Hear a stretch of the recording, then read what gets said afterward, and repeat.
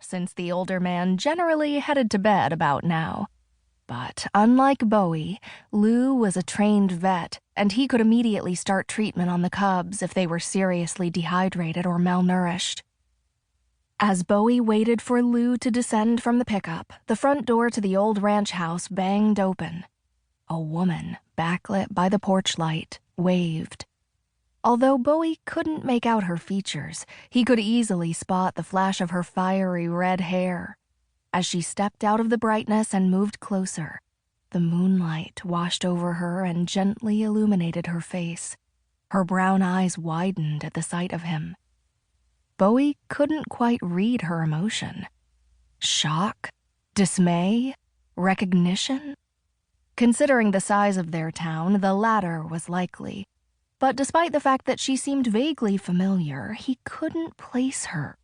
And he was pretty certain he'd remember a woman like her, all curly auburn hair, curves in the right places, and expressive chocolate brown eyes.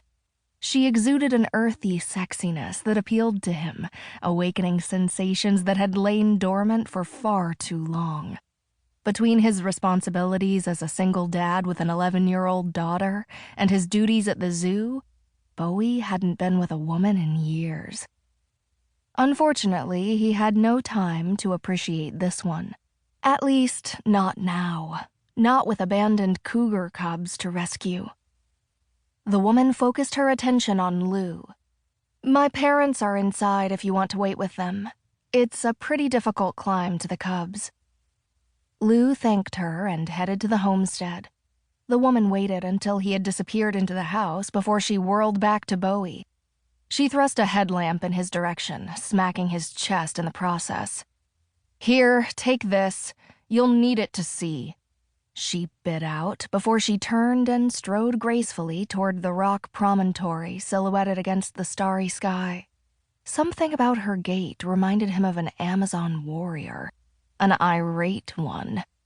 Although he'd spent most of his youth with adults angry at him, some with cause, some without, Bowie wasn't accustomed to facing a hot blast of fury anymore.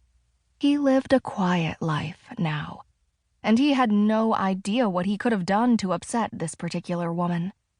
It would be his crappy luck that the one female who attracted him also instinctually hated his guts. When the woman reached the base of the rock formation, she bounded up the lower boulders with the sure-footedness of a mountain goat. Even if she had taken an immediate dislike to him, Bowie found his eyes following her lithe shape in the dim light. She moved with a combination of fluidity and unbound energy that made him wonder what she'd be like in bed. Forcing those unprofessional thoughts from his mind, he concentrated on finding footholds. It wasn't easy keeping pace. His reluctant guide clambered up the cliff almost as quickly as she walked. Bowie figured she must know the land pretty well, since only moonlight illuminated the landscape, and she hadn't turned on her headlamp. "I guess you've climbed here before," he said. She nodded, but she still didn't seem too happy. "Yes, my mom's folks, the Hallisters, lived out here, so I grew up playing on these rocks with my brothers. My parents moved out here after my dad's retirement." That could explain why she looked vaguely familiar, but not her anger toward him. Perhaps he'd seen her around as a kid when she'd visited her relatives. She looked close to Bowie's age, and in his early teens he'd worked on a ranch nearby. That was until he'd broken his leg, and the rancher, who'd been his foster parent, had thrown him right back into the system.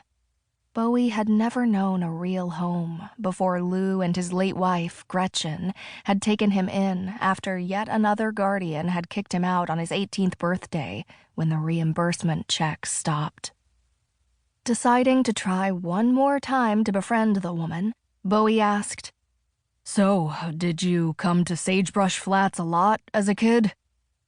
She gave a snort of patent disgust. Even though the climb had just become more difficult, the woman picked up speed.